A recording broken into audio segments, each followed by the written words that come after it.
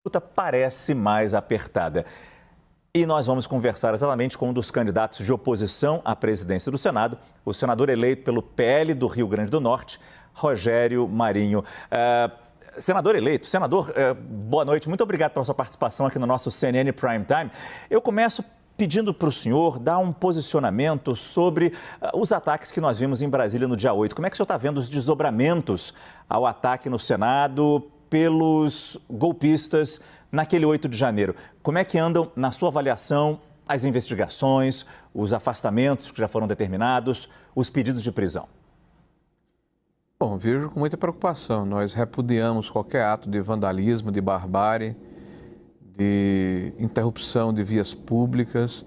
Aliás, tem sido uma tônica, uma prática perpetrada por setores da esquerda no nosso país. E tanto isso é verdade que em 2016 eu estava no Parlamento Brasileiro quando nós votamos a então lei que definia, regulamentava a Constituição brasileira no que tange o terrorismo.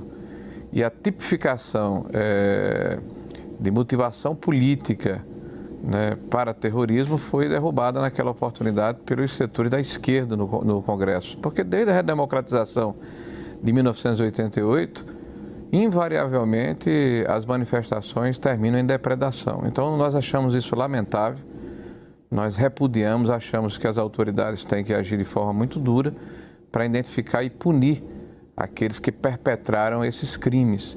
Mas ao mesmo tempo nós vemos também com muita preocupação que setores importantes da nossa sociedade tentam tipificar quase 58 milhões de brasileiros que não concordam com a visão do atual governo, como se fossem eles também terroristas, depredadores, bárbaros, fascistas. E isso é muito sério e é muito grave. A gente tem que ter muito cuidado nesse tipo de observação para não haver generalizações. Então, punir quem fez e quem induziu, quem financiou, quem patrocinou, mas ao mesmo tempo não utilizar isso como um instrumento, né, para calar, para amordaçar e para impedir que a oposição no Brasil ela possa vigir, ela possa continuar até pela sanidade da nossa democracia. A gente sabe que entre as muitas responsabilidades do presidente do Senado está a abertura de processos de impeachment contra ministros do Supremo Tribunal Federal. O senhor é do PL, partido do ex-presidente Bolsonaro, que nunca escondeu a contrariedade que ele sentia em relação a ministros do STF. Se o senhor, eleito presidente do Senado, frente a essa possibilidade de um processo de impeachment contra um ministro do Supremo, como garantir que essa proximidade com o ex-presidente Bolsonaro não vá pautar a sua decisão? O ex-presidente Bolsonaro é, sem dúvida nenhuma, uma força política extremamente importante do nosso país. Tanto é verdade que teve uma expressiva votação num passado recente e significa e representa o sentimento de milhões de brasileiros que têm valores, que têm uma agenda que é similar à que o presidente defendia no exercício do seu mandato.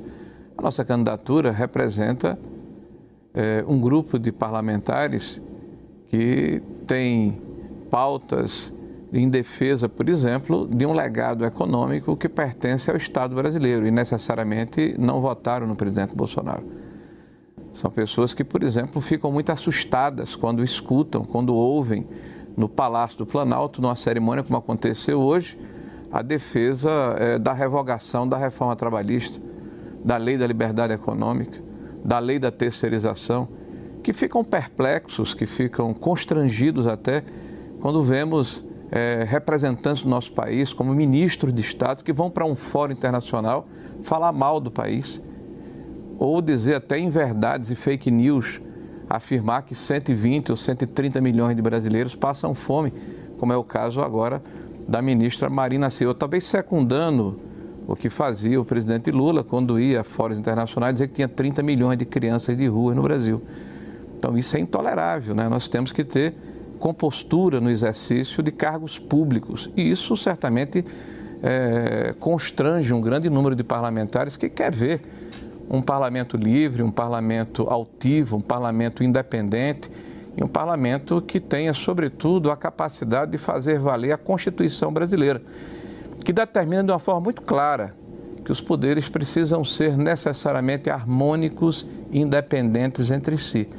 Então, o que nós faremos como presidente do Parlamento Brasileiro, do Congresso Nacional, é utilizarmos a nossa prerrogativa de presidente do Congresso para termos a altivez necessária para fazer valer o mandato de cada parlamentar e defender as agendas, as realizações que beneficiaram a população brasileira, que beneficiaram a economia brasileira e que estão sob risco e sob ataque até do ministro da Fazenda, né, que hoje, de uma forma, me parece, ligeira, faz uma campanha para boicotar produtos de empresas brasileiras que não estão ideologicamente afinados com o governo de ocasião. Então isso, meu caro telespectador e você que me entrevista, é muito sério e é muito grave. E é necessário que nós tenhamos equilíbrio no nosso país e que a oposição ela possa ser exercida. Então nós queremos, sobretudo, praticar o diálogo. E o diálogo se dá entre instituições. Nós não vamos fulanizar esse debate.